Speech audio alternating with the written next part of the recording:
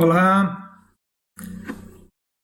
nesse momento de muito medo e que todos devem estar recolhidos em suas casas, impossibilitados de se aproximarem, para evitar que a contaminação pelo coronavírus se alastre, eu resolvi publicar essas palestras que eu já tinha guardado por trabalhos anteriores e disponibilizá-las para aqueles que queiram aproveitar a oportunidade e estudarem, aprenderem com o Mestre Jesus. Tudo que o Mestre nos ensinou é para colocarmos em prática de nossas vidas. Não adianta nada entender a necessidade das mensagens passadas por Jesus e não conseguir colocá-las na prática de nossas vidas. Assim, para dar início imediatamente às reflexões, iremos fazer juntos, repensando sobre o tema o perdão. O perdão incondicional, sobre as ofensas, sobre a reparação de erros e sobre o auto-perdão.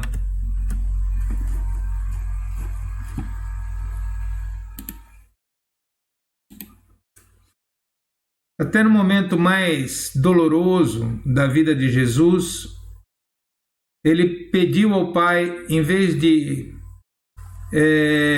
pedir socorro ou maldizer aqueles que o estavam matando, ele pede: Pai, perdoa-lhe, porque eles não sabem o que estão fazendo. Isso está em Lucas 23, versículo 34.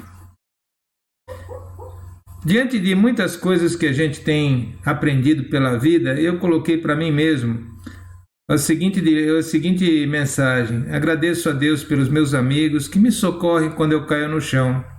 Mas agradeço especialmente aos meus inimigos que me empurram, que me puxam o tapete para eu cair, pois são esses que me dão a oportunidade de eu me tornar um espírito melhor. Ora, nós aprendemos com o sofrimento e com os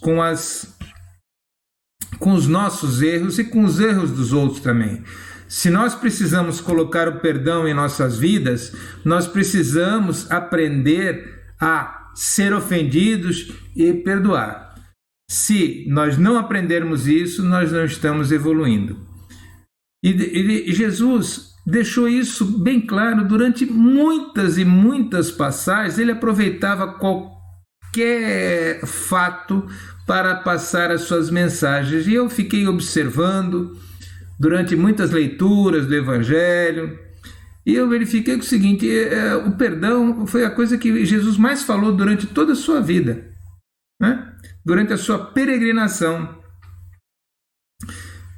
especialmente na oração, o Pai Nosso, né? O Pai Nosso, perdoa as nossas ofensas, assim como nós perdoamos a quem nos tem ofendido. E depois Pedro lhe pergunta: Senhor, quantas vezes eu devo perdoar se meu irmão pecar contra mim? Até 7 vezes? E Jesus respondeu: não te digo 7 vezes, mas 70 vezes 7. E tem mais, né? No Evangelho nos diz: reconcilia-te com teu adversário imediatamente. Portanto, se tiverem que trazer a tua oferenda diante do altar e ali lembrares que o teu irmão tem algo contra ti, deixa a tua oferta diante do altar e vai primeiro reconciliar-te com o teu irmão, e depois irás apresentar a tua oferta. Entra em acordo sem demora com teu adversário, enquanto estás a caminho com ele, para que não se suceda que ele te entregue ao juiz e o juiz te entregue ao seu ministro e seja posto em prisão. Em verdade vos digo, dali não sairás antes de teres pago até o último centavo. Está no Evangelho de Mateus, capítulo 5, versículos 25 e 26. Então, durante muitas passagens, Jesus dava a mensagem de que o perdão era necessário. E nós temos o esclarecimento até do querido Divaldo Franco, que ele nos dá ele nos conta um caso que ele teve durante toda a sua vida, um obsessor que o perseguia. E certa vez, quando ele ia chegando na mansão do caminho,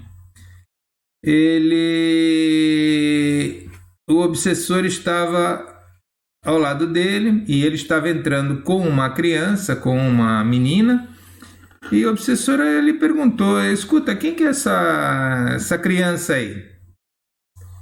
E o Divaldo, como deve ser de conhecimento de todos, ele tem o hábito de, todas as crianças que entram na mansão de caminho, ele as adota como filhas de verdade, vai no cartório e adota. E o Divaldo falou: é a minha mais nova filha, ela vai estar aqui conosco. E a partir desse momento, o obsessor dele o deixou em paz, para sempre. E ele nos conta que aquela criança que o Divaldo estava adotando, trazendo para a mansão do caminho, tinha sido exatamente a mãe desse obsessor na última encarnação. E daí nós começamos a entender que para a gente reconciliar com o nosso adversário, nem sempre nós conseguimos reparar o dano diretamente. Mas como no caso do Divaldo, o coração dele, ele nunca fez esta questão de propósito para resolver o problema com o obsessor dele, mas simplesmente porque era a evolução natural dele que ele adotasse e tal. E ele não sabia, mas o obsessor, ao reconhecer naquela criança que tinha sido a mãe dele na versão na última encarnação, ele se sentiu recompensado e imediatamente ele perdoou o Divaldo e nunca mais ele o incomodou. E o que nós temos que começar a pensar, por que o perdão é tão importante? Porque normalmente o obsessor é a vítima. O obsessor normalmente, não são todos os casos, mas normalmente é a vítima daquela pessoa que está obsediada, que nem no caso do Divaldo Franco. E possivelmente, ele não disse o que foi, mas houve alguma desavença ou ele cometeu algum delito contra esse obsessor na encarnação passada. E o obsessor, por não ter perdoado, ele ficou perseguindo o Divaldo, perdeu tempo. Na verdade, o dano maior é para a vítima, que é o cara que não perdoa, é o espírito que não perdoa. Ele não perdoa, fica com aquela mágoa no coração, desejo de vingança, enquanto a pessoa que cometeu o delito, ele já teve a oportunidade de reencarnar, inclusive no Divaldo, que é um espírito maravilhoso, ele já encarnou, conseguiu reparar muitos enganos que ele teria cometido na outra encarnação, enquanto a pessoa que não perdoa continua lá, naquela perseguição, naquela mágoa, naquele desejo de vingança. Então, aqui já começam as primeiras observações sobre a necessidade do perdão. A necessidade do perdão é para o ofendido.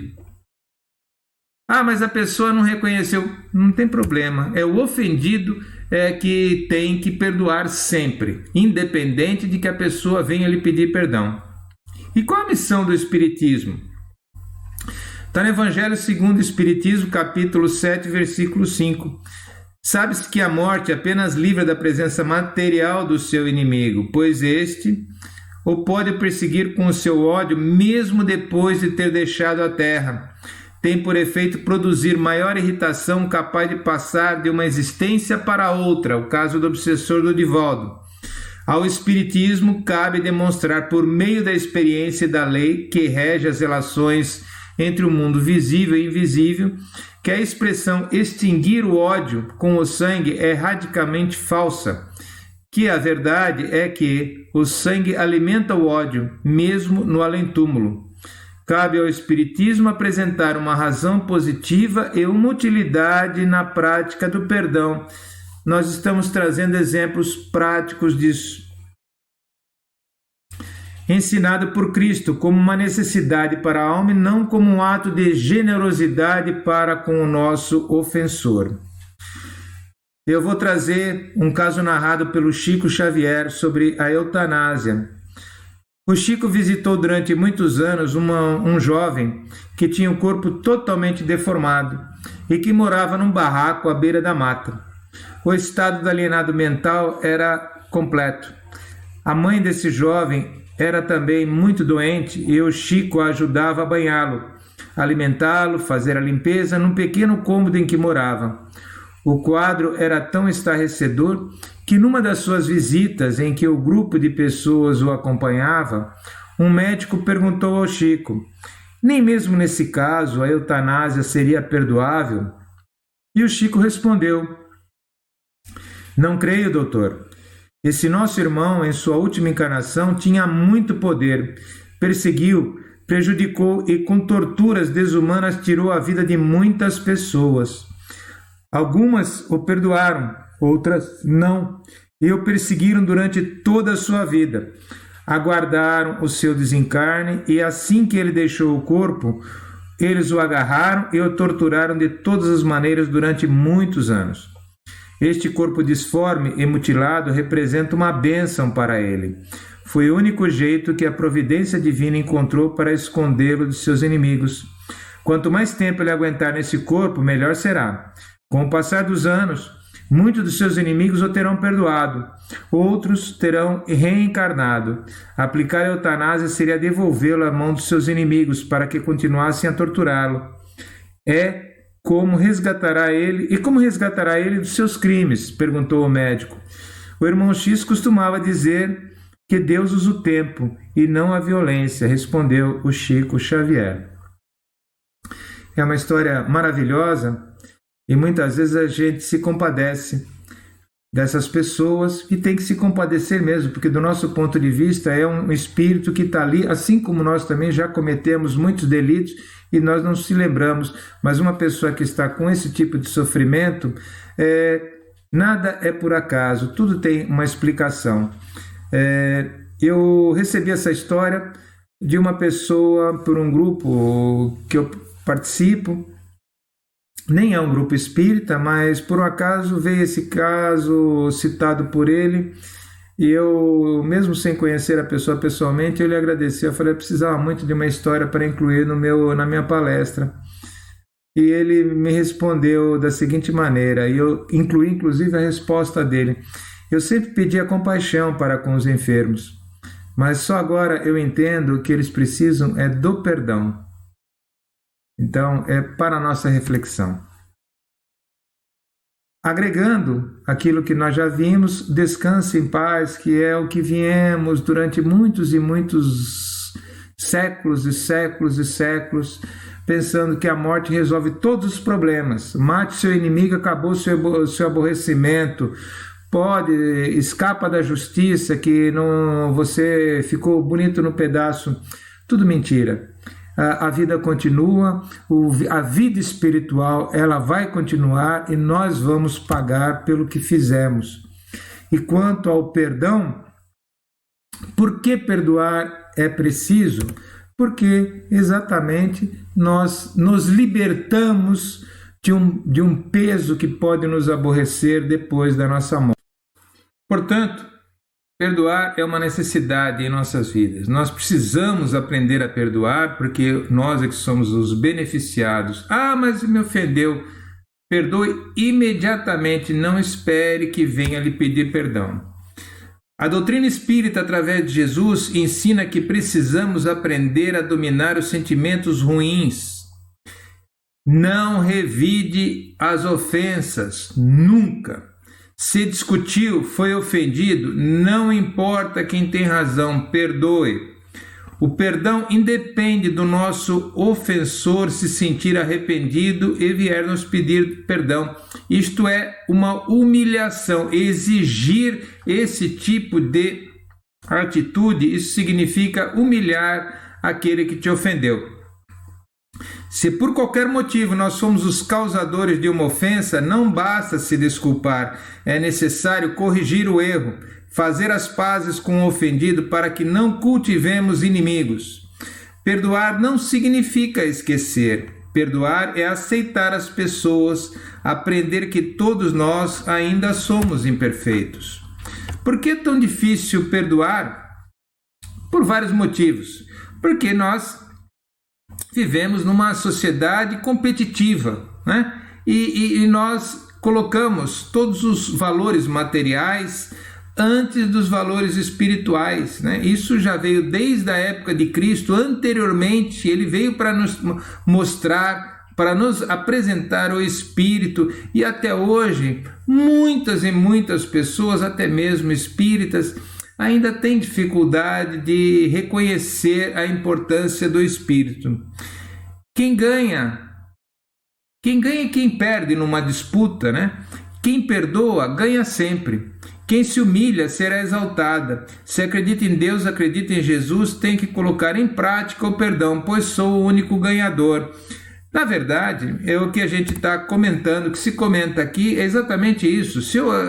Para eu começar a perdoar, a pergunta é o seguinte: você acredita em Deus? Você acredita em Jesus? Acredita no que ele disse que nós temos que fazer? Não é só para olhar para tudo que acontecia lá e falar, realmente e tal.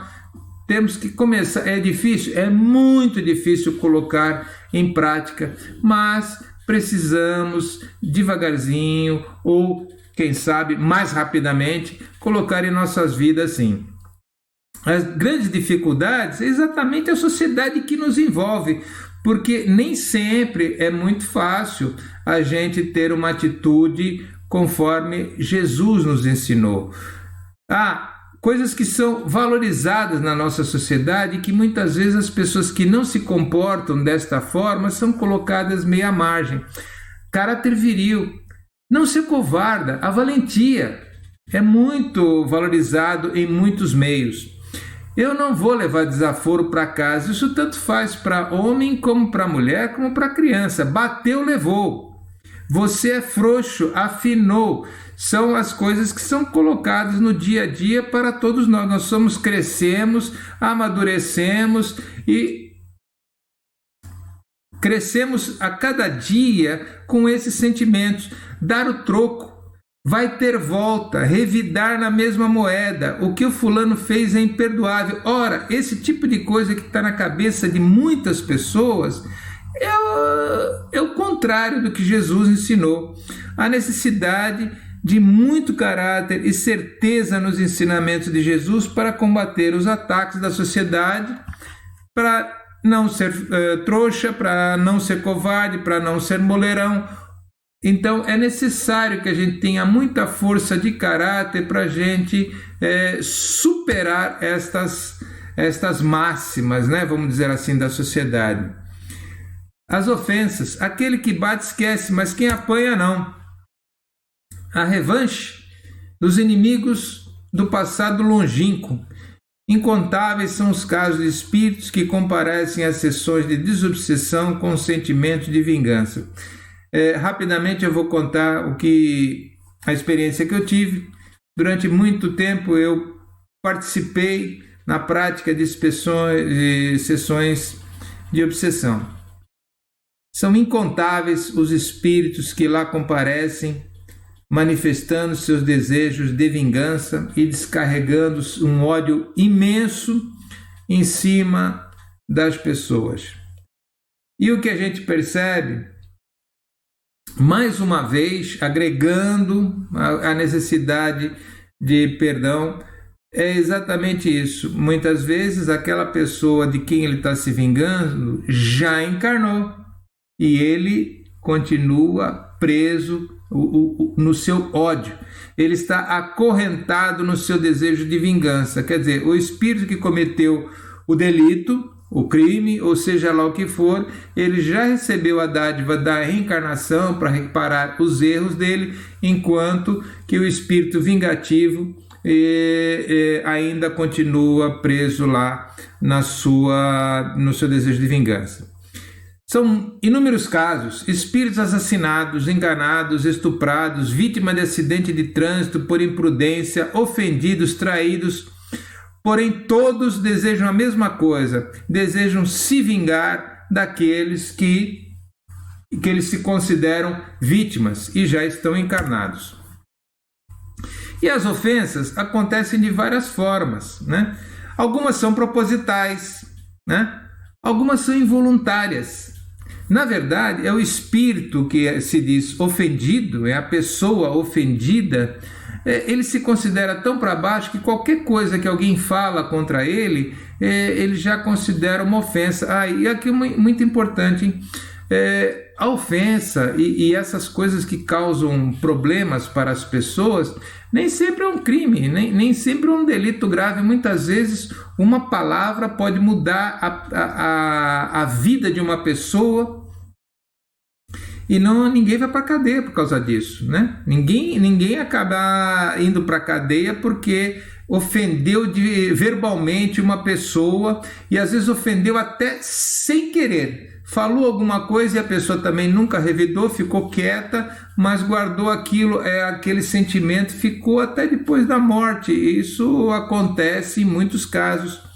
Imperceptíveis, aquelas por omissão da nossa parte, que causamos sentimentos ruins e acabam causando inimigos ferozes e não sabemos a razão.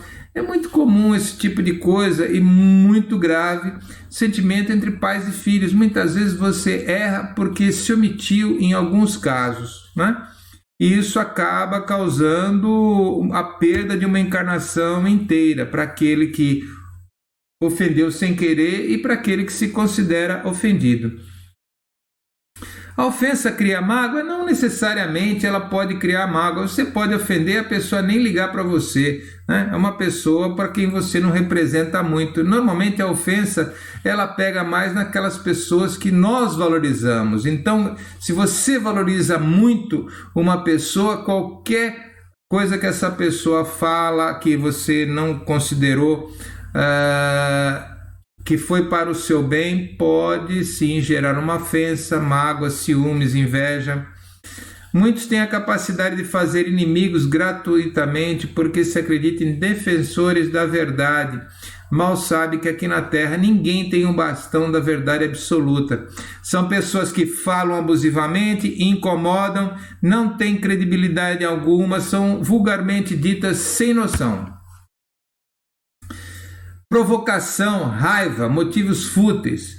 Existem, principalmente hoje, depois das comunicações, no estágio em que elas se encontram, muitas brigas devido a rivalidades, e rivalidades essas que são provocadas até pelos meios de comunicação, então acabam causando animosidades e a pessoa nem sabe, quem assiste nem sabe por que ela odeia um outro país, as pessoas de um outro país, uma outra religião, enfim. Por quê? Porque foi estimulada a odiar, e isso existe por motivos de torcida, política, religião, que é incentivada pela mídia. Antipatias e inimizades são geradas por essas atitudes e acabam, muitas delas, com consequências graves. Crimes são cometidos por causa de jogos, fanatismo religioso e vai por aí afora. Intolerância na família. Ora, nós sabemos que a família é onde nós temos as maiores oportunidades de reparar os nossos enganos. Na família nós temos pessoas, são espíritos com os quais nós temos algum tipo de afinidade, mas nós temos que reparar os nossos erros. Só que, da mesma maneira, algum constrangimento que possa ser causado aí já vira uma mágoa, que pode virar uma ofensa e que no futuro pode prejudicar uma encarnação. Hoje em dia nós temos esse tipo de coisa, se apresenta de uma forma bastante leviana para as pessoas, que são as ofensas que acontecem pelas redes sociais, pelo WhatsApp, Facebook, Twitter e outras mídias, e televisão, rádio, em que as pessoas acabam cometendo ofensas pelas redes sociais. Lavar roupa suja, tem um monte de gente que fica dando espetadinha pela internet, querendo ofender e caluniar outros, só que é dado conhecimento para o mundo inteiro que são clientes, que pode ver aquela situação, causando constrangimento para algumas pessoas. Usar a imagem para fazer graça pode causar danos irreparáveis à honra das pessoas atingidas e fazer inimigos pelo resto da vida. ridicularizar pessoas nas redes sociais a título de fazer graça. É o que mais a gente vê.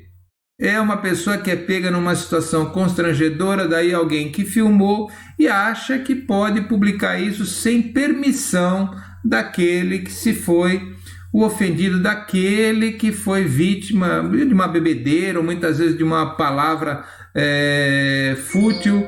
Enfim, as pessoas acabam colocando isso e muitas vezes acabam prejudicando e ganhando inimigos. O que mais tem aparecido nas redes sociais, elas têm causado aumento de suicídio na taxa de jovens. E por que será? Exatamente exposição, muitas vezes exposição indevida de um colega, de um namorado, enfim, de alguma coisa que possa se tornar público sem a permissão da pessoa que se diz prejudicada. O perdão liberta, né? A doutrina espírita nos ensina que nós já nascemos devedores. O Espírito nos ensina que, em primeiro lugar, a nossa missão aqui na Terra é o aprendizado e que, portanto, iremos passar por inúmeras provas difíceis. Se a mágoa é uma constante para nós, a pessoa qualquer coisa já se magoa. Então, nós estamos com um problema. Não é que alguém está nos ofendendo, mas é que nós nos ofendemos com qualquer coisa. É um problema que nós, se nós descobrimos que nós temos isto dentro de nós, é uma coisa que nós precisamos trabalhar para não agir desta forma. Porque eu me magoo, né? Eu não perdoo quem me fez alguma coisa e pessoas que se consideram nessa situação, todo mundo acaba fazendo alguma coisa para ela. Então, ela é que é uma vítima costumaça. Então, ela se coloca na posição de vítima em qualquer situação.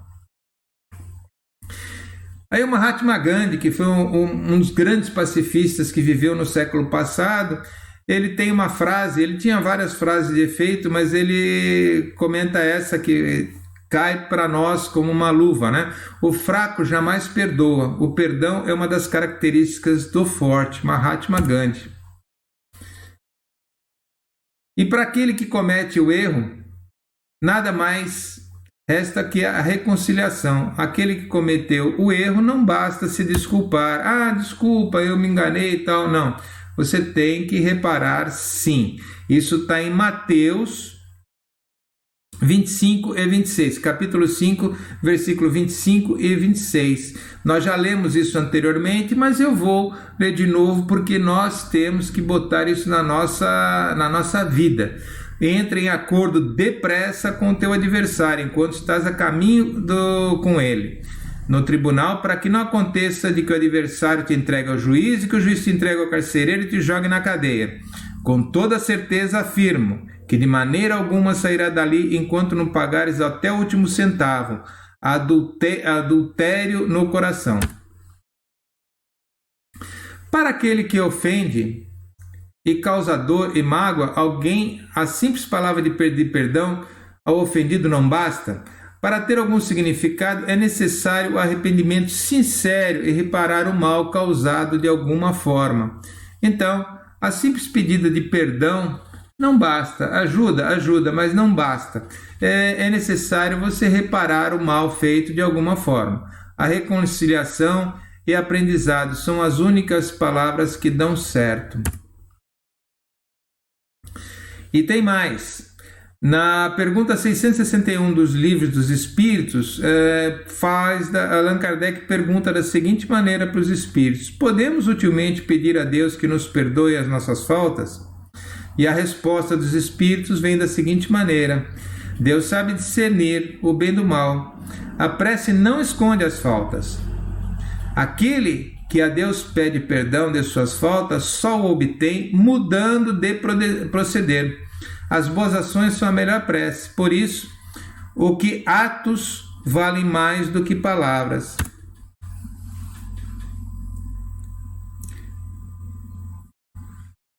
Eu vou pular esse pedaço aqui. Só vou falar um caso que nos foi contado por uma palestrante. Ela se disse médica, ginecologista, e ela também era médium, inclusive, não é médium, inclusive ela escreve alguns livros. E ela conta o caso dela, muito interessante, de um espírito vingativo. E ela conta que numa das sessões em que ela compareceu, ela recebeu o espírito que foi vítima dela na última encarnação. E ela ficou sabendo que ela era uma pessoa que fazia os abortos, né? Então ela era uma pessoa que facilitava abortos nas últimas encarnações. E ela fez inúmeros abortos. E aquele espírito era exatamente uma das vítimas dela. Era um espírito que já estava pronto para reencarnar e que, como ela facilitou o aborto, ele está perseguindo ela e descobriu ela encarnada e a persegue. E o que tem de interessante são várias coisas que aconteceu e que ela nos conta, né? E cada vez que você conta um erro que a gente comete, você está ajudando outras pessoas a não cometerem o mesmo engano ou até para esclarecer melhor as pessoas. Por isso eu acho muito digno as pessoas que erram e que contam um caso para nós aprendermos. E ela nos conta que nessa encarnação ela veio sem possibilidade de ter filhos, quer dizer, ela era uma médica, ela era uma pessoa que facilitava os abortos. Nessa encarnação ela não podia ter filhos, ela se tornou médica, ginecologista e trabalha intensivamente para esclarecer as pessoas para não fazerem abortos. Olha quantas coisas que aconteceram para ajudá-la a reparar o erro que ela tinha cometido. Muito, muito interessante este caso citado. E agora eu vou trazer para a gente dar uma finalizada nessa apresentação uma das coisas que, quando acontece, é difícil da gente até falar dessas coisas, porque são coisas muito pesadas e muitas vezes a gente não encontra a solução para quando a gente percebe que fez alguma coisa, ou às vezes nem fez, mas se sente culpado, e esse pensamento não sai da vida da gente. E a pessoa se martiriza e acaba prejudicando até a possibilidade de um progresso, porque ela não encontra saída para isso. É claro que do lado de fora, onde nós estamos, é fácil você falar, se você se sente culpado de alguma coisa, trabalha para reparar o seu erro. Se você acha que errou, repara o seu erro. E a mesma coisa, quando a pessoa reconhece que errou, ela precisa reparar o erro. Só que algumas pessoas não enxergam desta forma. E eu quero trazer para vocês, nesse momento, a vida de Santos Dumont, que todo mundo conhece, que ele foi o pai da aviação, um espírito que inventou o avião. Só que, algum tempo depois, ele viu que o fruto do invento dele, que foi o avião, ele foi utilizado na guerra para matar milhares de pessoas. Ora, ele se sentiu culpado por aquele assassinato em massa, que foram milhares de pessoas mortas por causa do invento dele. Ora, não foi por causa do invento dele, é que o homem, né, no seu desejo de posse, né, ele usou, né, desta forma para matar as pessoas, mas não foi por causa dele que aquilo aconteceu. Só que ele ficou nessa de autocompaixão, cometeu suicídio, quer dizer, um grave erro, quer dizer, um autodelito, cometeu mais um delito, aí sim, cometeu um delito gravíssimo.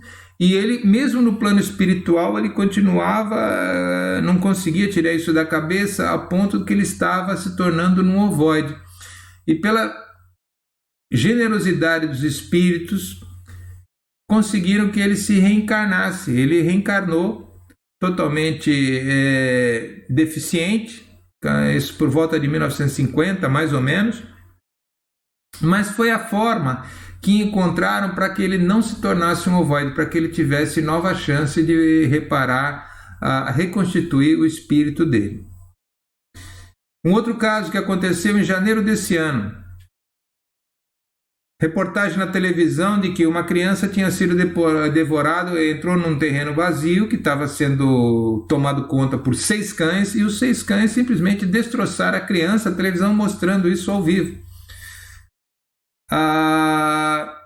Aí eu lhe pergunto, entrevistaram a mãe, e a mãe tem vários filhos, e um deles escapou, que foi o caso dessa criança, e por conta dela, que ela deveria ser a responsável pela guarda das crianças, fugiu. Ela comentou desse jeito, e por isso ele acabou sendo devorado pelos cães, enfim, perdeu a vida. Aí eu lhe pergunto, no dia que essa pessoa colocar a cabeça no travesseiro e pensar um pouco melhor, e se ela se sentisse culpada, e se ela se sentir culpada, como que seria o resto da vida dela?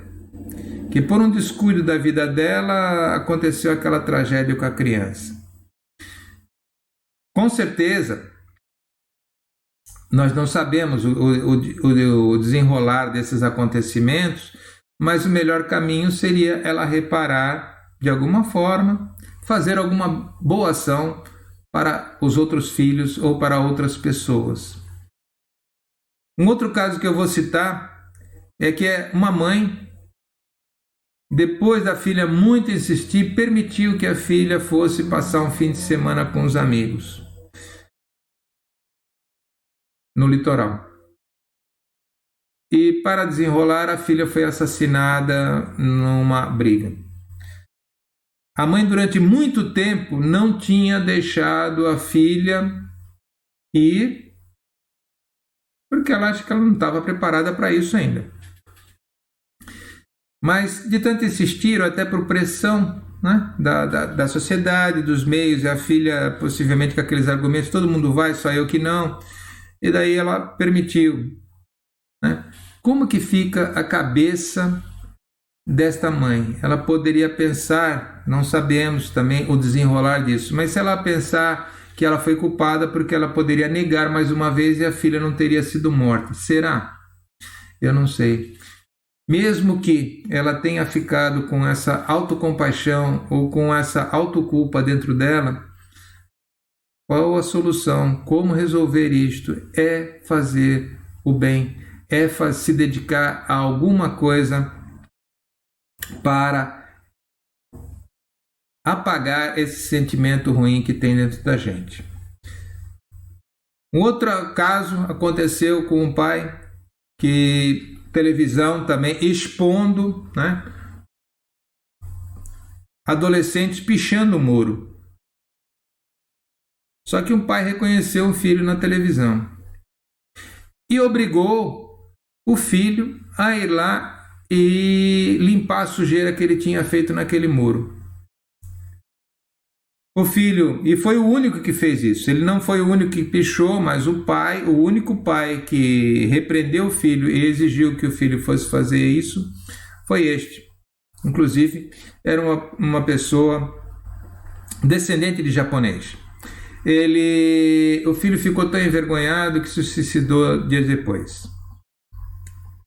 Como se sente esse pai diante de uma situação dessa? Mas, muito tempo depois, eu fiquei sabendo, apareceu também numa outra oportunidade, que esse pai tinha se dedicado a trabalhar pelas causas dessas pessoas que se sentem desta maneira. Enfim, ele criou uma ONG.